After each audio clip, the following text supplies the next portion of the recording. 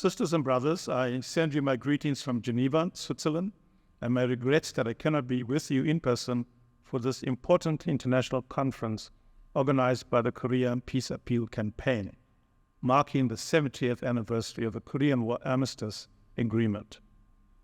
I congratulate all of you for your persistent and determined commitment to peace on the Korean Peninsula, in the region and throughout the world. I strongly associate myself and the WCC with that commitment. Indeed, the World Council of Churches recognizes that it is the Christian calling to be peacemakers in all places and at all times, persistently advocating for peace and reconciliation against all the forces of the world that drive us towards conflict and division. Sadly, it seems that this calling is tested now in an increasing number of contexts, and as you know, this is so relevant in the Korean Peninsula.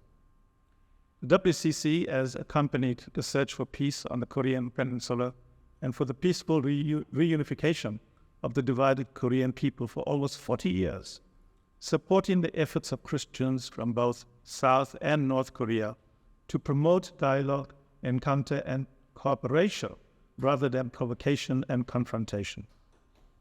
I take this opportunity to pay special tribute to the faithful work for peace carried out over these several decades by and through the National Council of Churches of Korea, as well as through the wider Korean peace movements.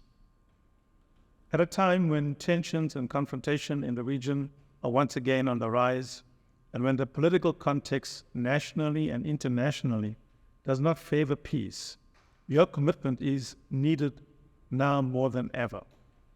For this challenge, you have strong networks of support and accompaniment internationally, including the World Council of Churches.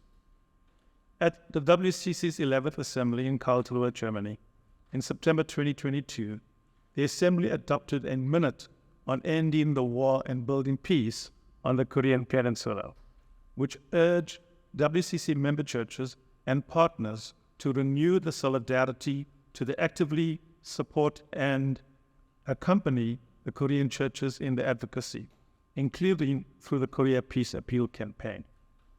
And just last month, the WCC Central Committee followed up with a statement on the 70th anniversary of the Korean War Armistice Agreement, which observed that 70 years of suspended state of war is illogical and a deeply unconstructive context for engaging with current realities on the Korean Peninsula.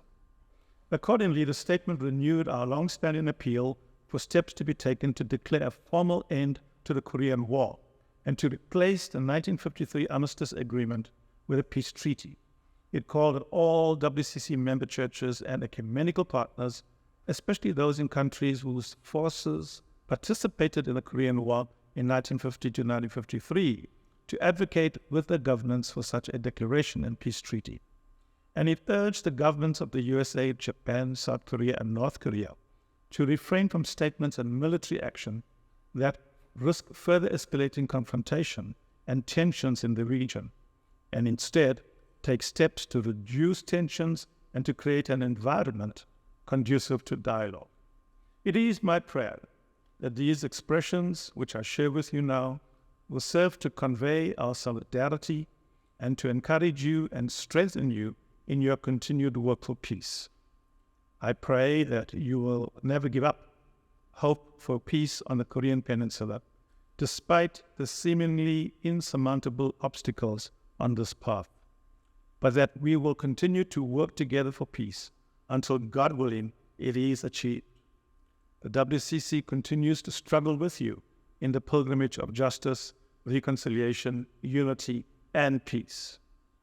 Please remain assured of our continued praise and support. Blessings and peace in our triune God, Father, Son, and Holy Spirit.